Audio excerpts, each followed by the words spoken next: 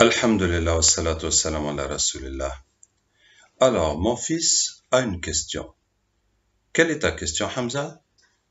C'est qui Dajjal? C'est qui Dajjal? Il entend parler de Dajjal. Dajjal en arabe veut dire le charlatan, le menteur. Alors, voici l'histoire de Dajjal. Le prophète sallallahu alayhi wa sallam a dit, depuis la création de Adam alayhi salam, le premier être humain, jusqu'à la fin du monde, il n'y a pas une affaire qui est plus grave que l'affaire de Dajjal. C'est quoi cette affaire? C'est un homme, c'est un être humain qui va apparaître entre la Syrie et l'Irak. Ça veut dire que c'est là que la nouvelle va sortir. Il va tuer et tuer et tuer à droite et à gauche. Ensuite, il dit « Je suis un prophète ». Ensuite, il dit « Je suis Dieu ». Et Allah va lui donner des pouvoirs. Les pouvoirs, il a avec lui le paradis et l'enfer, à droite et à gauche, qui sont inversés. Ce qui ressemble au paradis, en fait, c'est l'enfer. Ce qui ressemble à l'enfer, en fait, c'est le paradis. Ceux qui le suivent et qui meurent, il les jette au paradis alors que c'est l'enfer. Et ceux qui ne le suivent pas, les musulmans, et qui meurent, il les jette dans l'enfer alors que c'est le paradis. Et quand il donne l'ordre au ciel, il pleut. Quand il donne l'ordre à la terre, la plante pousse. Et Dajjal va venir quand les gens vont être dans la famine et dans la pauvreté. Donc ceux qui le suivent, ils se retrouvent très riches, ils ont tout ce qu'il faut. Et ceux qui ne le suivent pas, il s'en va, il leur fait rien du tout. Mais quand il part, tous les biens qu'ils possèdent le suivent, leur nourriture, leurs habits, leur argent, tout ce qu'ils ont s'en va, ils se retrouvent avec rien du tout. Et le prophète sallallahu alayhi wa sallam a dit, la nourriture des musulmans au temps de Dajjal, c'est la nourriture des anges. Ça veut dire que les anges ne mangent pas, mais c'est le tasbih qu'ils font quand ils disent Subhanallah, walhamdulillah, wa la ilaha illallah, wallahu akbar, qui est leur nourriture. Donc les croyants n'auront plus de la nourriture pour manger, mais seulement les tasbih à faire, les prières. Et il y a avec lui deux anges, à droite et à gauche. Et quand il dit aux gens, je suis Dieu, l'ange à droite dit, tu mens. Et personne ne l'entend. Et l'ange à gauche lui dit, tu as dit la vérité. Que l'ange à droite a dit la vérité, que Dajjal est un menteur. Et tout le monde l'entend. Donc les gens voient que Dajjal dit, je suis Dieu. Et ils n'entendent pas l'ange qui dit, tu mens. Ils entendent l'ange qui dit, tu dis la vérité. Et ils pensent que l'ange est en train de confirmer les paroles de Dajjal, que c'est vraiment Dieu. Donc, Dajjal a toutes les apparences de Dieu. Et en plus, le prophète sallallahu alayhi wa sallam a dit, quand Dajjal va venir, tous les shayatin, tous les diables de la terre vont aller le voir et lui dire, nous sommes à tes ordres. Il leur dit, allez dire aux gens que je suis leur Dieu. Et les diables viennent chez la personne sous forme de son père, de sa mère, de son frère, de sa femme, de son mari, etc. pour lui dire, Dieu est arrivé, Dieu est arrivé. Et il dit non, s'il est croyant, il va dire non, vous êtes des diables, vous mentez. Et ils vont partir. Donc, il y a aussi, le prophète sallallahu dit qu'il est écrit, entre les yeux de Dajjal, il est écrit kafir, mécréant. Et tout croyant peut le lire, qu'il sache lire l'arabe ou qu'il ne sache pas. Donc, l'épreuve de Dajjal, ça veut dire que ce sera une épreuve dans toute la terre. Le prophète sallallahu a dit, il a une mule, entre ses oreilles, il y a 70 coudées, ça veut dire 35 mètres. Entre les oreilles de la mule, ça veut dire que c'est un avion. C'est un avion privé, qui va lui permettre de voyager très vite. Le prophète sallallahu a dit, il passe comme le vent. Il va aussi vite que le vent. Et il va aller dans toutes les villes du monde, sauf la Mecque et Médine, où il ne peut pas entrer. Parce qu'il y a des anges qui la gardent et qui l'empêchent de rentrer. Et quand il va arriver à Médine, il ne peut pas rentrer, il va dire, ah, c'est la ville de cet homme-là, du prophète Mohammed sallallahu alayhi wa sallam. Et à ce moment-là, il va y avoir un tremblement de terre à Médine, et tous les hypocrites et les mécréants, tous ceux qui n'ont pas la foi, vont fuir de Médine pour le rejoindre à l'extérieur, sans que lui-même ne rentre à Médine. Donc l'épreuve de Dajjal, c'est l'épreuve de la foi. Est-ce qu'on croit en Allah, le Créateur, ou bien on va suivre cet homme qui dit qu'il est Dieu et qui détient la richesse, la pauvreté, qui est là pour résoudre les problèmes des gens. c'est ça. Et Dajjal, d'abord, c'est un juif. Et c'est les juifs qui préparent sa venue et qui sont les encadreurs et les organisateurs de son programme. Deuxièmement, les chrétiens croient que Jésus est Dieu et que Jésus a été tué sur la croix et qu'il va être ressuscité, qu'il va revenir. Et beaucoup de groupes chrétiens annoncent la venue de Jésus, alayhi salam. Et bien sûr, quand Dajjal va aussi se faire passer pour Jésus, pour la réincarnation de Jésus. Donc, beaucoup de ces chrétiens se préparent à le suivre. Mais nous savons que Jésus n'est pas mort sur la croix. Allah a changé celui qui l'a trahi dans la forme de Isa alayhi salam, et Isa, Allah l'a élevé au ciel. Et j'étais une fois en Inde, et j'ai rencontré un brahman, ça veut dire c'est un imam, c'est un chef religieux de la religion hindoue, et je lui dis, c'est comment votre religion? Il a dit, chez nous, Allah n'envoie pas des prophètes. C'est Dieu lui-même qui vient régler les problèmes sur terre. En tout, il doit venir 10 fois. Il m'a dit, le gros bonhomme que tu vois assis comme ça, ils ont une statue d'un gros bonhomme bien rouge. Il a dit, ça c'est Dieu quand il est venu la 9e fois. Et il doit venir une 10e et dernière fois pour mettre la paix et la foi dans toute la terre. Je me suis dit, subhanallah, vraiment, leur religion, elle est programmée pour attendre la venue de Dajjal. Et ce qui fait que presque toute l'humanité va le suivre. Beaucoup de musulmans aussi vont le suivre. Le prophète sallallahu alayhi wa sallam a dit, il y a des musulmans qui vont suivre Dajjal et qui disent on le suit uniquement pour la nourriture, puisqu'il n'y aura pas à manger, et on leur dit il faut faire le tasbih. Ils disent mais qu'est-ce que tu racontes? Comment je vais faire du tasbih pour manger? Alors vous voyez le danger quand on vit dans les péchés et quand on fait un travail qui est haram, comme de vendre l'alcool, ou bien on touche à la corruption, ou bien on fait du mal aux gens, ou les femmes qui vont se donner aux hommes pour avoir des bons postes et qui vont se nourrir avec le péché. Comment quelqu'un qui a passé toute sa vie à faire des péchés pourra croire qu'il peut se nourrir avec le tasbih, puisque déjà, il ne pouvait pas croire qu'avec le halal, il peut vivre. Vous voyez? Donc, beaucoup de musulmans aussi vont le suivre en disant qu'ils le suivent que pour la nourriture. Et le prophète sallallahu alayhi wa sallam a dit, il y a un croyant qui va aller affronter Dajjal. Et quand il va, alors que tous les gens fuient, les musulmans même fuient pour ne pas le rencontrer, qui fuient dans les montagnes, dans les endroits isolés où il ne viendra pas, puisqu'il va aller dans toutes les villes. Et donc ce croyant, les soldats de Dajjal l'attrapent. Et ils lui disent, où vas-tu? Il dit, je vais à celui-là qui est sorti. Bon, en arabe, ça veut dire celui qui a fait toute cette histoire. Je vais à celui qui fait cette histoire. Ils disent, comment? Tu crois pas en notre Dieu? Et dit, je connais très bien notre Dieu. Et vous voyez comment il essaie de ruser pour ne pas dire qu'il croit en Dajjal ou qu'il ne croit pas en Dajjal. Mais les gardiens sont très malins et ils ont compris que lui, il n'est pas avec eux, qu'il essaie de ruser. Et ils disent, tuez-le. Et puis ils disent, non, notre Dieu nous a interdit de tuer personne, sauf par sa permission. Ça veut dire que Dajjal n'a pas besoin de violence pour que les gens le suivent. Il n'a pas besoin de faire la guerre ou de tuer les gens, c'est seulement avec la pluie, avec les plantes, avec la richesse et avec les miracles qui montrent que les gens le suivent. Et ceux qui ne le suivent pas, ils les laissent et ils deviennent pauvres. Alors ils disent, emmenez-le à Dajjal. Et quand il vient, Dajjal est en train de parler devant les gens. Vous savez, c'est la modernité. Il y a les micros, les télévisions dans le monde entier. On est en train de montrer les miracles de cet homme et que voici le Dieu. Et quand ce musulman arrive avec Dajjal, il ne lui parle même pas. Il s'adresse aux gens. Il dit, hey Yohannes, aux gens, voici le Dajjal que le prophète sallallahu alayhi wa sallam a dit. Le prophète sallallahu alayhi wa sallam a dit qu'il y a les 2 anges avec lui. Il a dit qu'il fait la pluie et qu'il fait pousser les plantes. Il a dit qu'il a le paradis, l'enfer, mais ils sont à l'envers. Il a dit que c'est écrit sur son front, kafir, mécréant. Il a dit que son œil est borgne. Et il explique. Et les gardes de Dajjal le prennent et le tapent et le tapent et le tapent. Et Dajjal lui dit, est-ce que tu crois en moi? Et il dit, tu es le faux menteur, tu es le faux messie, le charlatan. Et Dajjal prend une épée et le coupe en 2, de sa tête jusqu'au milieu de ses jambes.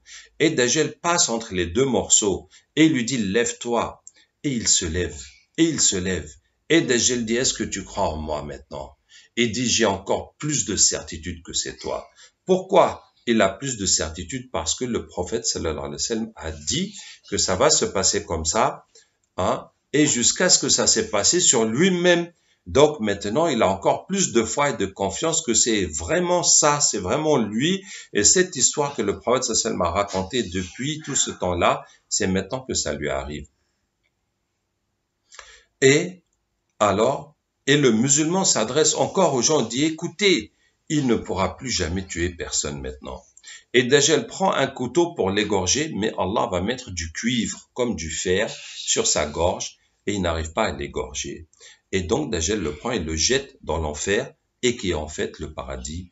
Et le prophète sallam dit, cet homme, c'est celui qui est le plus grand martyr, hein, qui est le plus grand martyr chez Allah, qui est mort pour la cause d'Allah tabaraka wa ta'ala, puisqu'il s'est levé pour aller affronter Dajjal et dénoncer à tout le monde ce que Dajjal est. Ensuite, il y a des musulmans qui vont se battre contre Dajjal, qui vont leur faire la guerre. Et le chef des musulmans, c'est le Mahdi, le bien guidé. C'est un musulman qu'Allah va guider. Il va diriger les musulmans. Et les musulmans vont perdre cette guerre. Ils vont perdre la guerre contre Dajjal et contre son armée de juifs. Et le prophète sallallahu alayhi wa sallam dit que cette armée, un tiers va mourir. Ce seront les meilleurs martyrs chez Allah. Un tiers va fuir. Jamais Allah ne leur pardonnera. Et un tiers va résister. Et ceux-là ne seront jamais déviés. Ça veut dire qu'ils seront toujours dans le droit chemin jusqu'à leur mort. Et ceux qui vont résister, ils vont se cacher, ils vont monter dans une montagne pour se réfugier, pour se protéger de Dajjal. Et ils vont être encerclés par l'armée de Dajjal qui sont les Juifs en bas.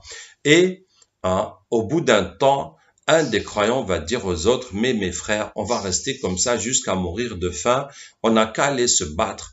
Allah nous donnera la victoire ou bien le martyr. Et ils s'encouragent comme ça et ils se préparent tôt le matin et ils vont faire subh dès que c'est l'heure pour aller attaquer avant que le jour se lève, avant qu'il fasse jour. Et quand ils ont fait l'iqama et que l'imam s'est avancé pour diriger la prière, c'est là que Isa alayhi salam, le prophète Jésus, Isa va descendre sur eux avec ses mains sur deux épaules d'ange, jusqu'à ce qu'il descende parmi eux. Et l'imam lui dit de s'avancer, de diriger la prière, et il dit non, cette prière c'est pour toi, et Isa alayhi salam va prier derrière le Mahdi.